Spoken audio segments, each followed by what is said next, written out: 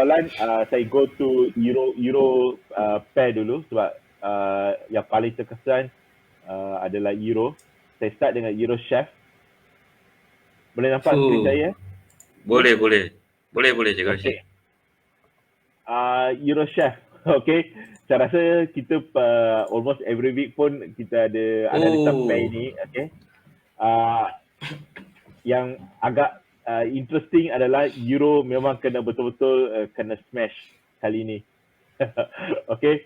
Market pun tak jangka sampai dia almost reach parity. Uh, satu kepada $1 lah. Okay. Sebab hmm. benda ni berlaku last kali masa Black Swan punya event. Masa tahun ni dekat sini ataupun tahun yang dekat sini lah. Okay. So almost dia dah reach parity. Maknanya Euro dengan Chef sekarang ni almost sama kuat. Okay. Tapi benda ni more towards melibatkan pasal siapa tu perang Ukraine dengan Russia. Okay. Sebab memang dalam keadaan biasa kita memang anggap Euro akan kuat. Tapi sejak 2 minggu ni, sejak perang tu berlaku, memang dia push. Sebab hari tu kita jangka 1.03 ataupun 1.02 ataupun worst case 1.01 akan menjadi support. Okay. Tapi perang Ukraine-Russia ni betul-betul memberi kesan sebab kita boleh nampak dekat pair lain EU, EA, EN, okay. So semua pair tu kita boleh nampak di pergerakan. Jadi Eurochef betul-betul dah sampai parity. Maknanya 1 euro sama dengan 1 chef. Okay. So tapi ini adalah satu support yang kuat. Okay. Kita tak jangka buat masa ni dia test balik the Black Swan punya orang kata parity ataupun level dekat 0.96. Okay. Saya rasa satu-satu kemungkinan boleh menjadi satu support. Okay. Tetapi isu Ukraine-Rusia ni sebenarnya menjadi isu yang lagi besar daripada apa market masa awal-awal jangkakan. Sebab mula-mula diorang ingatkan akan memberi kesan kepada Rusia sahaja, tapi dia macam spill over kepada Eurozone. Itu yang sekarang ni pelabur pun sekarang ni takut orang kata nak pegang duit dalam euro. Okay. Jadi rata-rata euro pun kena smash agak teruk lah dengan keadaan semasa geopolitical. Okay. So mungkin ada sedikit correction, tetapi kalau katakan Russia-Ukraine isu ni menjadi lebih teruk, maksudnya sekarang ni Russia cuma pegang beberapa tempat ataupun mungkin masih dapat tawan satu atau dua nuclear plant saja, Chernobyl dengan satu dekat bahagian selatan. Okay. Tapi kalau dia dapat tawan Kiev ataupun dapat tawan beberapa bandar besar macam Kharkiv ataupun banyak bandar-bandar besar, dan mungkin dia boleh turun lagi ke bawah. Mungkin boleh menjadi 0.99 ataupun 0.98. Okay. So dia agak berisiko juga, okay, buat masa ni sebab kita masih tak nampak apa-apa ceasefire dekat geopolitical issue ni. Okay.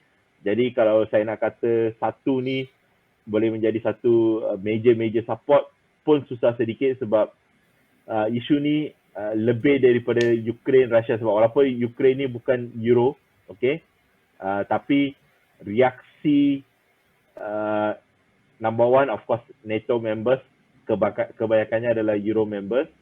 Kedua, cara Germany, siapa lagi, France, Italy, okay, basically negara-negara besar lah, okay, yang tengah menentang indirectly Russia ni, okay, dia memberi impact sebab takut isu ni dia masuk ke Eurozone. Jadi pelabur ambil orang kata precautionary approach awal-awal dia keluar. Sebab kalau katakan dia orang keluar lepas Russia contohnya lah, dia dah masuk Eurozone, of course benda tu nak berlaku agak susah, probability agak low, tetapi we cannot discount anything at this point. So Putin he can do anything sebab dia ada military power at this point. And US cuba ambil orang kata berkecuali at this point, okay. Jadi yang terperangkap adalah yang tengah-tengah Eurozone. So dia menjadi gajah dengan gajah mungkin nak berlawan, tapi sekarang ni yang menjadi tengah-tengah ni first mangsa adalah Ukraine. So dia neither dekat sini Euro, neither dekat Russia. Jadi dia menjadi mangsa pertama, okay. Takut dia merebak ke Eurozone, lepas tu baru pergi ke US, ataupun mungkin tak pergi sampai ke US, benda tu settle dekat sini je. Jadi risikonya masih tinggi, okay. So itu adalah untuk Euroshare. Saya tunjuk sedikit dekat Euro USD sekali. Sebab Euro USD ni agak menarik dia punya ni. Walaupun kita pernah bercakap pasal Euro, Bun ingat tak pasal Euro USD ni? Yang kita kata dulu daripada time masa kita dekat sini ni, tahun lepas, kita kata dia akan turun 1.1 tu okay. Tetapi masa tu saya bercakap more towards fundamental punya ni, okay. Yes. Yang saya kata dia akan turun at least, katakan masa awal 1.14, then about 1.13, 1.12, dan saya kata 1.11 akan hold. Tapi perang Russia Ukraine ni membuahkan. Tapi masa tu saya kata mungkin 1.10 pun possible masa dekat sini. Tapi itu more towards fundamental. Tapi sekarang ni isu Ukraine Russia sebenarnya dah betul-betul turunkan harga Euro USD ni ke 1.10. So basically 1.10 sekarang ni dah almost dekat 1.09 dah. Okay, kalau tengok malam tadi, kalau kita pergi dekat pair ni, okay, even 1.10 dekat sini dia dah break, dia dah pergi ke sampai 1.09 ataupun 1.08. So penurunan ini agak deep lah, okay. Walaupun kita pernah predict dia akan turun, tapi kita tak sangka benda ni akan berlaku due to Ukraine Russia issue, okay. Sebab ada masa kita kata dia akan naik dahulu, okay.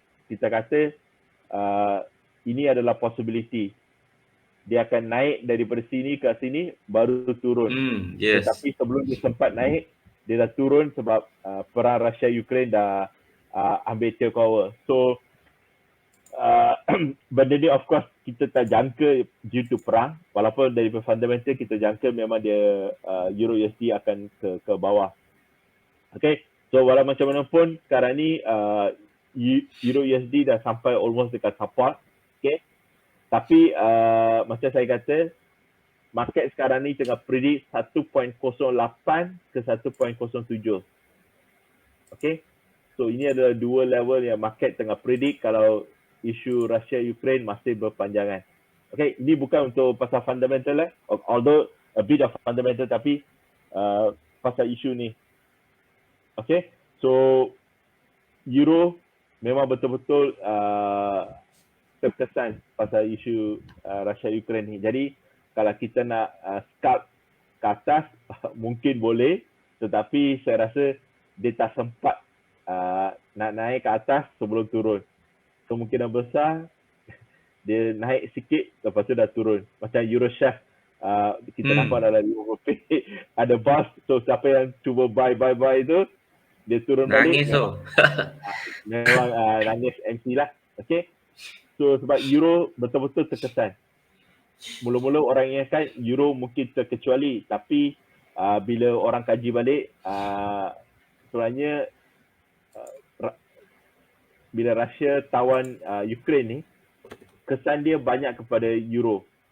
Sebab dia nak beli oil, dia nak beli energi lain, dia nak beli gas, lepas tu pergerakan penduduk, lepas tu sekarang ni ramai refugee daripada Ukraine masuk situ, lepas tu sekarang ni European Union pun mungkin menjadi agak unstable sedikit sebab Russia mungkin tak bagi orang kata Ukraine nak masuk, tapi Ukraine nak masuk Eurozone, Eurozone pula nak terima Ukraine. So kalau dia terima, apa kesan sama ada military aggression boleh masuk ke contoh Poland ataupun Romania. Ini yang sekarang orang takut sebab Poland, Romania ni under NATO. Okay. So lepas Ukraine, kalau Ukraine jatuh, kemungkinan besar next country adalah Poland ataupun Romania. Tapi kalau sini dia mau masuk, NATO akan orang kata masuk campur. Kalau NATO masuk campur, dan US akan masuk campur. So benda tu akan menjadi lagi teruk. Sebab tu sekarang ni yang paling terkesan selain daripada Russia punya currency ruble adalah euro. Sebab tu sekarang ni kalau kita nak suruh buy pun agak-agak berisiko lah. Okay. Sebab dia ada 2 atau 3 zone dekat bawah yang mungkin market boleh tunggu. Maknanya kita kata buy on dip lah. Mungkin kebanyakan position traders ataupun hedge fund tak nak masuk dekat sini. Mungkin dia nak liquidate, dia nak keluar dulu, tengok keadaan Ukraine Russia, baru nak masuk. Okay, tapi walau macam mana pun saya rasa setakat scalping 5-10 pip, 20 pip mungkin tak menjadi masalah lah. Tapi kalau nak hold tu, especially kalau full margin dekat sini, saya rasa agak berisiko. Sama macam Euroshare, walaupun Euroshare nampak macam dekat parity level, okay, ada kemungkinan dia boleh turun 100-200 pip. Sama juga EU, lagi-lagi sekarang ni US nak increase interest rate, okay. So instead of euro, US dollar mungkin menjadi favorable currency untuk H1 masuk. Jadi euro USD ada juga kemungkinan turun ke bawah. Saya rasa dia macam ada satu masa dahulu, bukan masa apa tu, isu perang, tetapi more towards macam ni, dia macam jauh dia turun. Okay, macam daripada 1.22 turun sampai 1.17, maknanya 500 pip. So kat sini 1.14, dia dah turun dekat 500 pip. Okay, so mungkin macam ni kita boleh nampak ada pergerakan sedikit ke atas, tapi kita jangka macam naik berapa pip ni, dalam 400 lebih pip, kita tak jangka. Kalau naik pun mungkin 100-200 pip, mungkin sampai 1.11 ataupun 1.1. Tapi saya rasa dalam keadaan sekarang ni, pergerakan sampai 200-300 pip tu mungkin very low probability. Kalau naik pun sedikit, lepas tu turun bawah. Tapi kalau tiba-tiba Ukraine-Russia issue, tiba-tiba Russia setuju untuk buat ceasefire ataupun gencatan senjata, ataupun Russia pull back, okay, ataupun dia orang apa tu, Ukraine give up, maknanya dia kata tak apa, Zelensky maknanya turun, resign jadi presiden, dia orang letak puppet Russia lah dekat situ. Dan kita akan nampak mungkin euro naik semula, gold menjunam. So itu mungkin berlaku, tapi buat masa ni kita tak nampak semua tu lah. Jadi maknanya market euro so ke bawah lah. Sebab saya pernah bagi tahu masa saya buat analisa euro AUD ataupun euro NZD, saya kata dua-dua sama-sama kuat ataupun sama-sama lemah. Tapi sekarang ni kita nampak euro melemah, AUD kuat sedikit lah. Tapi euro ni memang terlalu lemah. Okay. Jadi since saya bagi tahu ni euro ni, ala-ala kita tengok satu lagi pair euro, euro AUD lah. Sebab saya rasa itu biasa kita akan analisa. Okay, nampak euro AUD ni. Ini dekat daily Okay, saya rasa masa kita analisa euro AUD, kita kata dalam symmetrical triangle. Tapi itu masa dalam keadaan biasa. Tengok isu Ukraine Russia ni, dia punya pergerakan, dia buat almost berapa pip. Kalau saya ambil daripada sini ya, kalau saya ambil daripada situ pun almost dekat 7%, dekat 1000 pip, 1000 pip juga dia turun. Kalau saya ambil daripada hari tu yang kita analisa. Okay, so itulah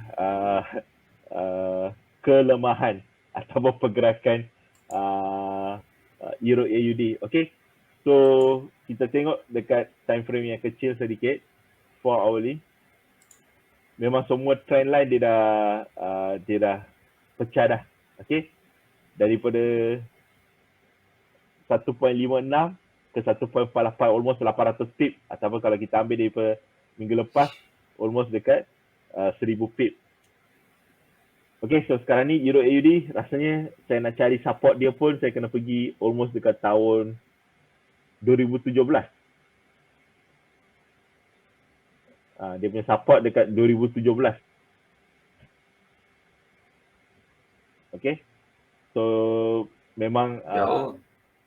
dia punya jauh dia punya penurunan lah. Okay, jadi saya rasa ada kemungkinan Euro AUD boleh turun sampai 1.44. Maknanya ada lagi 400 pip. Next support saya rasa ada dekat sini. Ya, strong.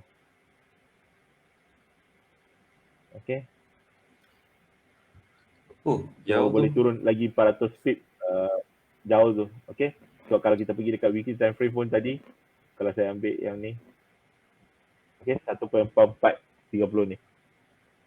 So saya rasa Euro AUD mungkin dia akan turun lagi. Sama macam Euro USD, Euro Share, mungkin ada sedikit correction ke atas, lepas tu dia push hari Isnin, hari Selasa.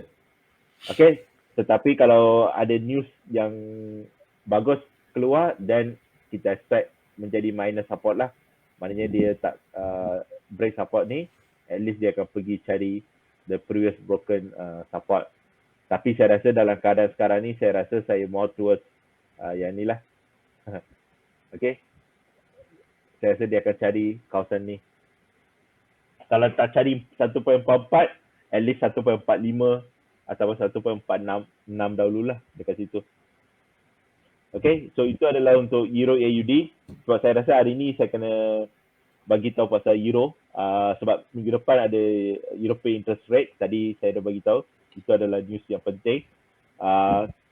Market predict at least Euro kalau diorang raise interest rate, dan kita akan nampak pergerakan semula ke atas. Tapi kalau interest rate tak dinaikkan, masih sama ataupun dovish statement, dan kita expect Euro akan kena ni lah, battered lagi sekali lah. Okay, so ini adalah untuk Euro AUD. JPY, Cik Rashid. Ya, kejap. Saya habiskan Euro NZD dahulu. Okay. Okay, so Euro NZD pun sama. Hari tu kita kata support dekat 1.60. Dia dah pecah juga. Saya rasa the next support mostly ada dekat sini, 1.57. Okay, so sekarang ni 1.5, maknanya ada lagi 200 pip. Mungkin dia boleh turun lagi. Okay, so next support ada dekat 1.57 ni. Okay, Bun, you ada kan? Okay. Ada Cik Rashid. Okay. So saya tunjuk Euro JPY. So maknanya Euro NZD sama juga pergerakan dia. Saya rasa mungkin ada sedikit correction ke bawah. Okay. Kecuali hari Khamis nanti ECB naikkan interest rate, dan mungkin kita ada nafas sedikit untuk naik ke atas. Kalau tidak, lagi Ukraine Russia punya isu, walaupun yang terkesan adalah Russia ataupun Ukraine daripada fasiliti ataupun negara dia, yang paling teruk terkesan adalah Euro. Jadi bila terkesan ke bawah, yang menjadi ambil peluang untuk naik adalah US dollar. Dan juga kalau kita nampak sekarang ni tiba-tiba semalam JPY menjadi kuat juga. So itu menandakan mungkin Ukraine Russia issue mungkin menjadi lagi teruk. Okay, Chef of course dah sebelum JPY naik pun dah seminggu dia dah naik. Jadi sekarang ni nampak macam krisis yang ni mungkin tak ada penyelesaian dalam masa terdekat. Of course US dollar dah menjadi safe haven. JPY nampak semalam menjadi safe haven. Chef dah beberapa hari ataupun dalam seminggu dah menjadi safe haven. Okay, so sekarang ni kita tengok Euro JPY lah.